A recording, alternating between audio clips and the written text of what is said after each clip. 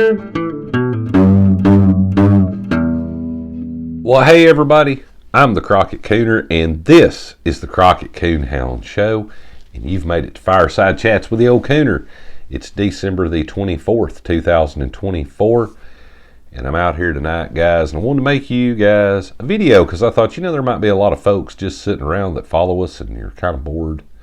Maybe everything's not really doing, Christmassy stuff until tomorrow, and I'm pretty sure here at the old Cooner's house, we're going to have a pretty Merry Christmas, but not tonight, guys. And I thought, what better of a time than to make a video about some of the things that had happened to myself and other people that I've been hunting with when we were out coon hunting at nighttime. And tell you guys, some of the interesting things that had happened, because I had somebody ask me one time, they said, Cooner, how long and how much do you hunt, buddy? Your dogs are pretty good. How much do you go? I thought, that's a pretty interesting question, and I used to keep a journal, guys, every night of which dogs we took and where we went hunting and how long it took us to do it and how many raccoons we treed. I had to kind of do it for my taxes, and I thought it would be good, if the government ever asked, in things, and they said, well, how much do you hunt? And I could show them, where I'd written it all down. But whenever you hunt as much as I did, I believe it came out, guys, to I'd missed about 12 nights out of a full calendar year, and I did that for about 3 or 4 years. You do, in fact, encounter things out in the woods at nighttime that are scary. Now, there's a lot of folks that have heard mine and Scooter's story on the whole Sasquatch thing. I'm not really going to go into that. We have had rocks thrown and heard sounds, and Scooter saw something. But I'm going to talk about other stories. And I'm going to start them off from just kind of funny all the way up to that was creepy, bro. I mean, because we've had some mighty strange things happen when you're out there coon hunting. Now, for folks that don't know, raccoon hunting, it does, in fact, take place at nighttime. You go out, you have coon hounds. There's about 7 recognized breed, guys. Black and tans, walker hounds, red bones, hound dogs that are raccoon hounds, and you carry them out there and you put a tracker on them and you turn those guys loose, and sometimes that process can take 20 minutes and sometimes it can take all night long. And the thing is, guys, is when you're out there that much at nighttime, strange things sometimes happen. So here you go, I'll give you guys some stories. Now, guys, I had been raccoon hunting for quite a while, and many times our dogs had ran to a hole. And you would get in there and look, and you would notice the dogs would dig back the hole a little bit, and you would notice that they had an armadillo. And if you don't know about that, armadillos can drive a young hound dog insane. They can scratch on him, but they can't get a hold of him, guys. And I had never really done any research on armadillos, didn't know about them. And one night I was by myself, guys, had a young hound dog. He was kind of doofy. That's the best way to put him. He was a good old hound, but he was kind of doofy. He had big floppy ears and big floppy feet, but he tried real hard. And I heard something. I was in about knee-high grass, and I knew my hound was just right out here in front of me. And I had a good moonlight shining down on top of me. I had my raccoon light off, and I heard this growling. It was like a and it was coming at me rather quickly. I had no weaponry with me whatsoever, and I could hear my hound bawling and running it, and it ran directly toward me. And where am I going to go? What am I going to do? It's happening so quick I couldn't move. And as I glimpsed over and looked by, there comes this armadillo running right by me. I didn't know they made a sound like that, and almost a clattering sound when he was running. And my young hound dog had his nose on the ground, didn't know I was anywhere around. I'd kind of doubled back on him, and he ran right into me, guys, and knocked me down. So now I had about a 70-pound hound dog laying on me, and he's looking me in the face, guys. And he was kind of giving me this look like, well, what are you doing here? I guess I kind of messed up. That wasn't a raccoon. And I was like, yep, you did, buddy. But now, they get a little better, guys, because a lot of times for folks that hunt and fish, you guys know, wildlife is not all the time necessarily scared of us humans, right? So I went with another gentleman one time to a very swampy area, And in front of me, guys, the dogs had run up there. They had treed. I mean, they were blowing the top out of it. For all you coon hunters, you know, they were hammering at one. And we looked up, and down lower on the trunk of this tree, there was one big limb, and there sat this big raccoon up there. My buddy said, well, I'm going to knock him out of there. And we were like, all right, you know. And in front of me is a hedgerow. The tree's kind of about 20 yards in front of me, guys. And it's one of those things that'll always be stuck in the old cooner's mind here, guys. That's when I really, truly realized that wildlife's not scared of you, because I've had deer and things come up mighty close while I was hunting and stuff. That's a whole different thing. I'll tell you guys about it in a moment. But this particular time, my buddy gave him a good pow, and when he did, this raccoon turned around. He looked directly at me, and he springboarded himself off this limb. Tail was going behind him like a helicopter, because my friend had sadly missed. And he hit the ground, started running, ran directly toward me, guys, ran right at my hip waiter, was right in my face, looked at me, turned his head, went over my shoulder, and it happened so quickly, guys, that I couldn't have done anything. It was just like I was froze. I turned my head and looked, and when I looked back, once again, here comes a big walker hound this way and a big black and tan hound right between my legs, and they never let off. And they ran him down there to another tree, and told my buddy, I said, well, I think we need to get rid of that one. He's a little too close and personal for the old cooner here, you know, for you folks that like to hunt. Now, I had mentioned, guys, another time about wildlife. Well, I'll give you another one. A lot of you know that I do a lot of deer hunting, and I used to do a lot more of it than I do now, guys. But I went with a gentleman one morning, and we were having a good time. We were really, buddy, we were going to get out there. We were going to do something. We're going to find us a big one. We're going to do some calling and everything. And you had to notice it, guys. So if you were looking at it from the side, I was on top of a big bluff, and I'd sat down on the ground, guys, and backed up in a pile that a bulldozer had made. It was a bunch of old sticks and logs and things, and I propped myself against this log. And on the other side of that big dozer pile, guys, there was a fence.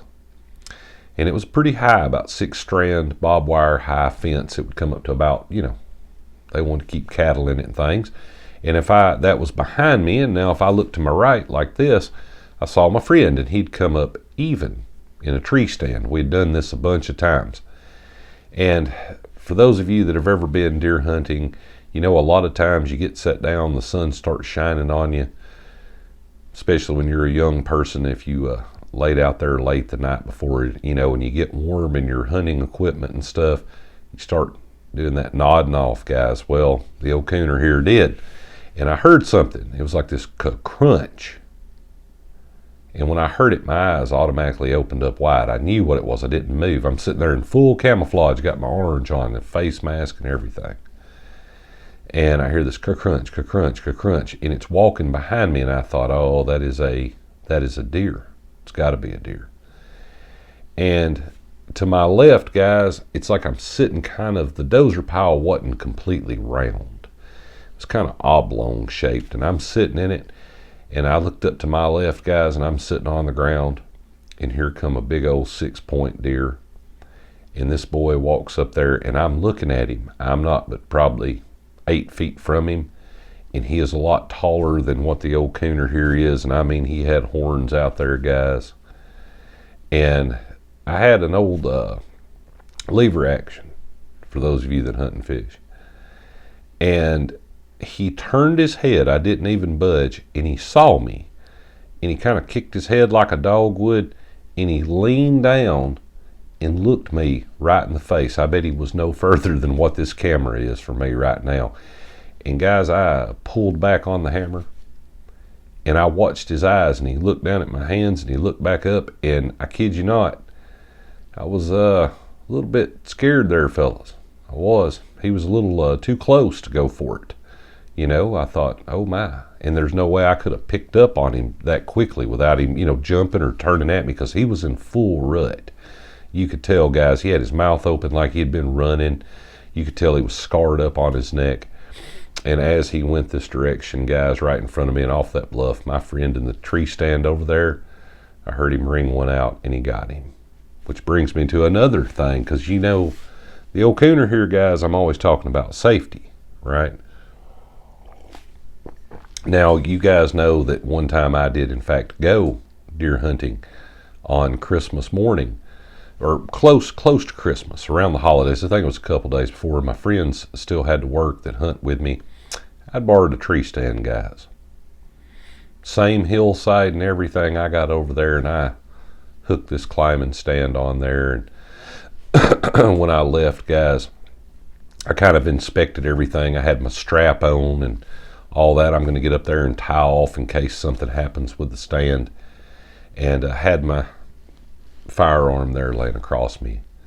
And I climbed up, guys, and about, 3/4 of the way to the top of this tree, the connecting strap between the foot part of the climber and the top part broke, and the bottom part slid off my feet all the way back down to the bottom of the tree. And when it got down there, it turned up just perfect, just like I'd put it on the wood. And here I sat probably 20 feet in the air looking down. It's not even broke daylight yet. And I'm thinking, oh my, this is going to hurt. And it was one of the old tree stands, guys, where the metal bar goes in front of you and it has the pool foam noodle around it with camouflage wrapped around it, and I can feel it sliding underneath my behind. And I moved my firearm back, guys, and I got my feet against that tree, and I hugged that big old burly oak tree all the way to the ground. And I'm telling you, folks, it did not matter how much clothing the old cooner here had on, it just hurt all the way to the ground. The inside of my arms, my legs, everything. Well, I got down there, guys, got my bottom part again, got a hold of the tree, and I walked my way back up, and I thought, well, I'm already here. I might as well sit here. Gonna have to check myself out up high, see what's happening and everything. And ended up doing pretty good that day. As far as hunting goes, I made it worthwhile. But this same particular tree stand, once again, my friend had been with me a few years later. It was on around Thanksgiving. Once again, guys, I was sitting at the top of that hill where that dozer pile is, and my buddy was out there. Both of us are looking the same direction. My friend climbs up from me. He is head level with me. I bet he's 20 foot in the air. And if you've never had any type of an accident or any little problem like that while you were hunting, this one's a very interesting one, guys. And luckily, everybody was okay. I'll go ahead and tell you that. But I heard something way in front of me, guys, and I knew it was in the bottom there. And that was kind of my friend's area. And I looked over at him real easy.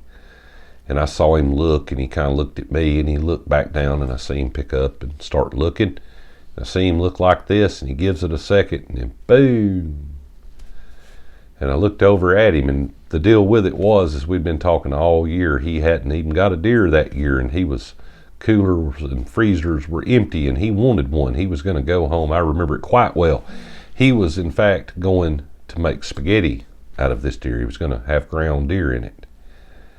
And I looked over at him, and I was proud of him, and he looked at me, and he went, whoo!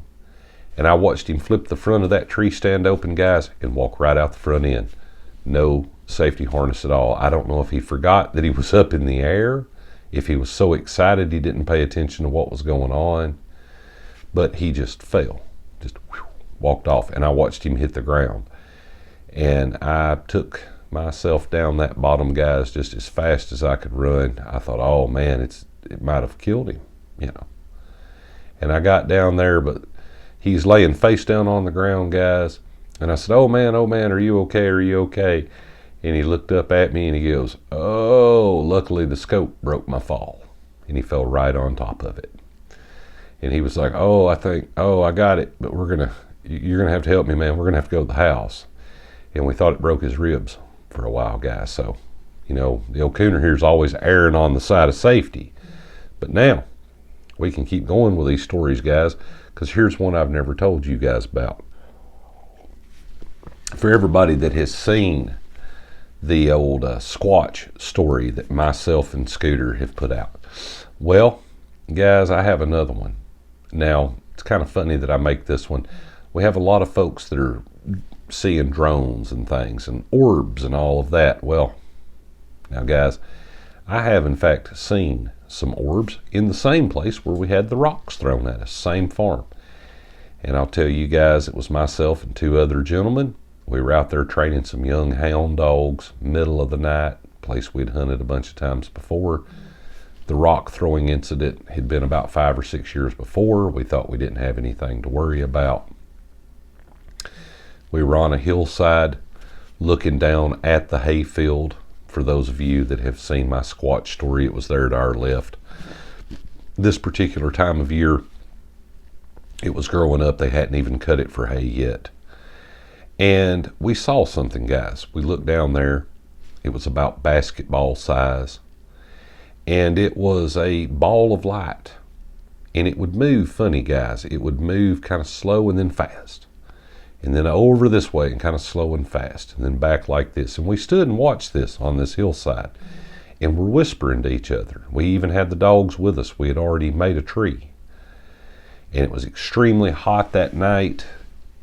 The clouds over our heads. There was a lot of heat lightning. For folks in the south, you know what I'm talking about. It had rained earlier. It was damp out there. But it was just smoldery hot.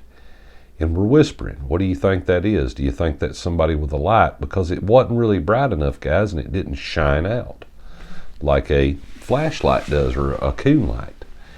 And then all of a sudden, guys, this ball of light kind of comes over like this and goes, and it shot straight up in the air. And when I say it went out of sight, guys, I mean it went out of sight so fast that NASA would have been proud of this.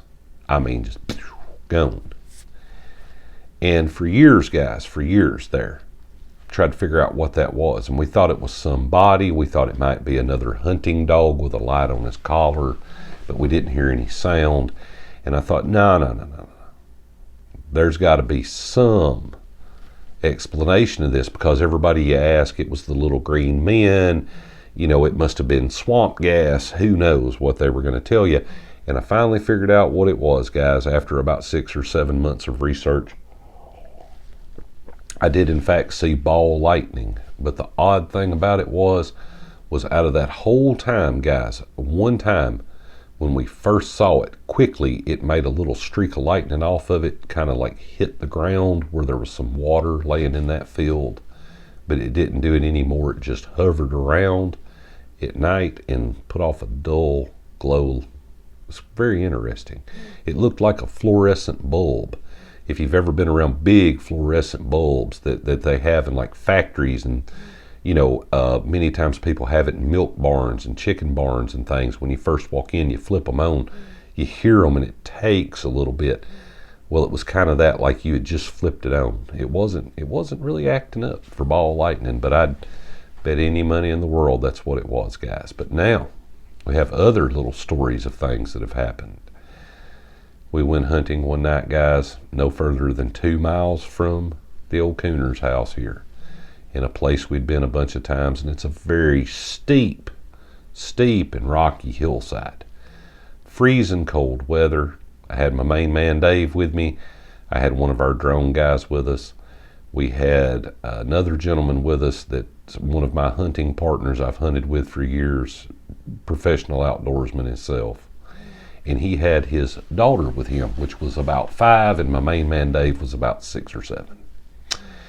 And we started walking, and I'm going to tell you guys, the old Cooner here, I didn't even notice it. My hunting partner walked up there beside me. He said, "Hey man, you see that light down there in front of us?" Well, where we were at, guys, there's no houses down in there. There's no nothing. So it had to be somebody. Well, as it went on, guys, we saw this light coming. It was coming around a bend. It's like a small creek down through there, like a branch that runs about 2 miles to a great big creek. And we saw this light, but it wasn't a good bright coon light. It was just a light. And we were like, you know, we've got permission to be back here. I don't know who this person is or what they're doing here, but I don't know, you know. Well, guys, as it went on there just a little bit, we noticed the light was coming toward us. So we had already gathered our dogs and we went to our immediate left, because We were going to go up a very steep hillside, turn a little bit and walk backwards, go down, hit a field, go right across it through a gate, back to the trucks. We were ready to go home. It was getting late, and it was like a Thursday night there in the fall of the year. Well, guys, by the time we got to the top of that hill, that light down the bottom had made it all the way down even with us, but you couldn't see it good because it was a really thick scope of woods. And we knew it had to be someone, so I hollered out and I said, hey, we're down here coon hunting. Got permission to be over here. Didn't get a response. That's kind of weird. Most time people will holler out, or for many coon hunters, you know how it begins because, well, hound dogs don't read no trespassing signs. And it usually starts off with get those GDN hounds and get off my GDN farm, And after that, they many times follow it up with a good sturdy letting you know to get you off that farm. But, guys, this person didn't say anything. Quite odd.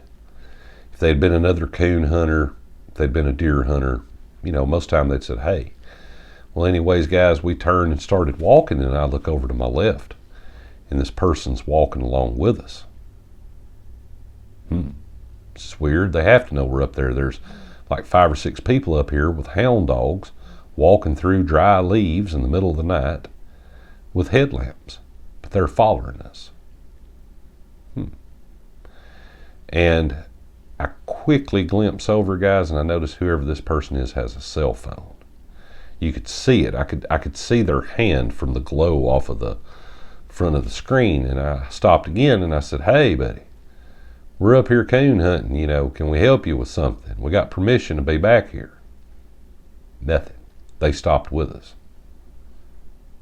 I thought, well, the old cooner here's got to figure out who it is, guys, because I'm not going to have somebody trail me out of the woods like that. And for people who coon hunt, you guys know how to do it. And I will say this, I would not do it because it is quite dangerous, but I cut my headlamp off, and guys, I went through those woods like my head was on fire and my behind was catching. And I circled and went down a draw, and I came right up on the front of these people. And now this person is behind a big oak tree. I can see their arm out there looking at their phone, and I went, hey, we got permission to be down here coon hunting. What are you doing? And they turned their phone off. And I said, listen, we're about to leave, and I don't know what you're doing, and I don't want to know. But we've got permission to be down here hunting, and we'll see you later. If you ever want to go with us, give us a shout. We're not hard to find. And I turned, guys, and I went back up that hillside, and that person stood right there for a few minutes. And we started walking again, and you could see them looking at their phone up against that tree. Never saw who it was. And we went a little bit further, and as we got on down, I cut my headlamp off, and I turned around and looked behind me, guys, and they were coming up the bottom again. So we just went and got in the truck and left, and still this day don't know who it was, guys. Don't know what they would have been doing out there at midnight on a Thursday night on a place of property that we did in fact have permission to hunt on. Don't know who it was. Kind of odd, right? It gets worse, guys. One night, and I know a lot of folks that do in fact, see videos and hear things, and keep up with kind of creepy things from the internet. And I'm going to tell this story for one of my hunting buddies. He went hunting one night. We'd been all down in behind his house, and we got back in there and we were hunting. We were having a good time, and we heard something that sounded like a lady yelling for help. Well, that's quite odd, because it was freezing cold weather, guys, middle of like about January, February here in southern Middle Tennessee. And it was just, odd. It was like a Tuesday night, and it was like 1 o'clock in the morning. Nobody's going to be out where we're at, because we were out in the sticks behind my friend's house, right? And there was a big old long dirt road that literally runs behind his house, goes back down through there by some barns and things, and it goes back in there, and it just basically dead ends at an area where it had been logged out. Now, this is all my friend's property. And we heard some lady back there yelling for help. Okay? And it was like, what is this? This is strange. So we started walking, guys. The dogs had immediately gone to our right, and for people who coon hunt, you know how that is. You've got some of them, guys, they got to get the old BS out of them. They got to get the running.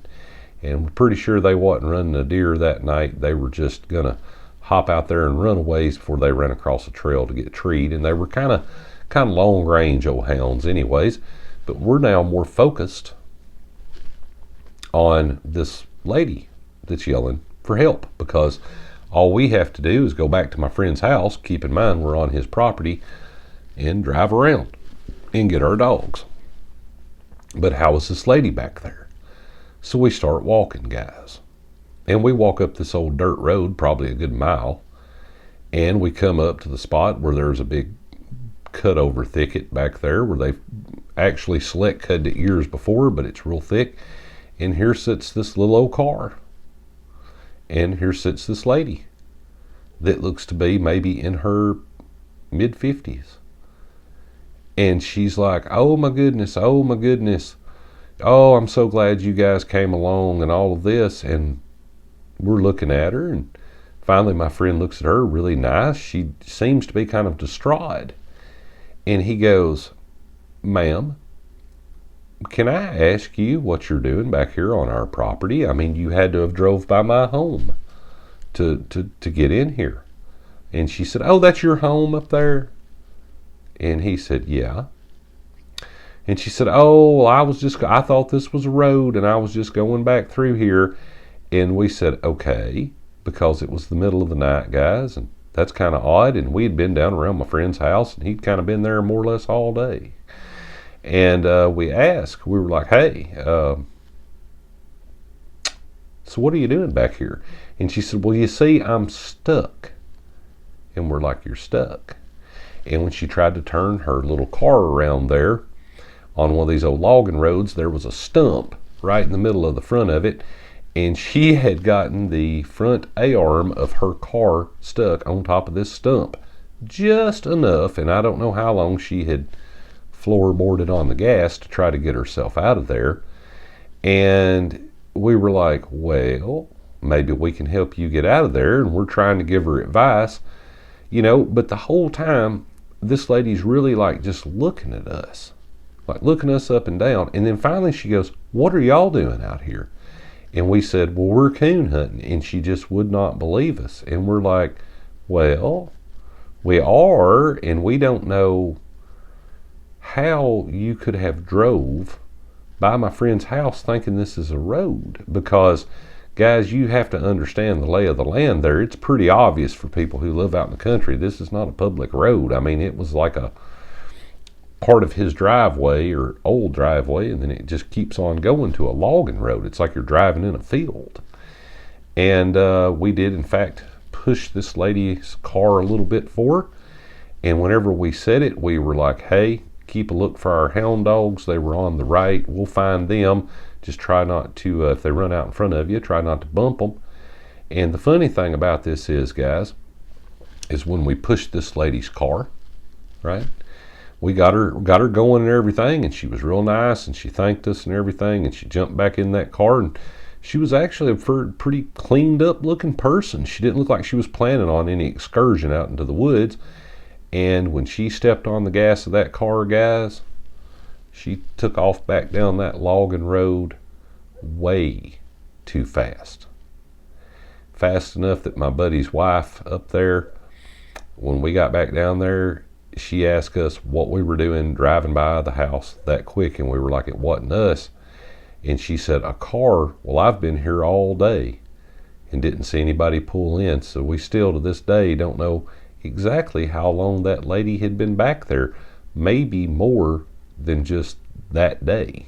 We're wondering if she's been there a couple of days. But anyways, guys, I thought I'd stop, make you guys a few neat little stories, tell you about some things, just, kind of pass the time on Christmas night. As always, guys, I say it all the time, stay safe on the water, stay safe in the woods, and if you're out there coon hunting at night, just remember night times when some of the strange things happen, and definitely stay tuned here at the Crockett Coonhound Show, and myself and Scooter will have you guys some more videos dropping shortly. And before I go, Merry Christmas, guys. You guys have a great day.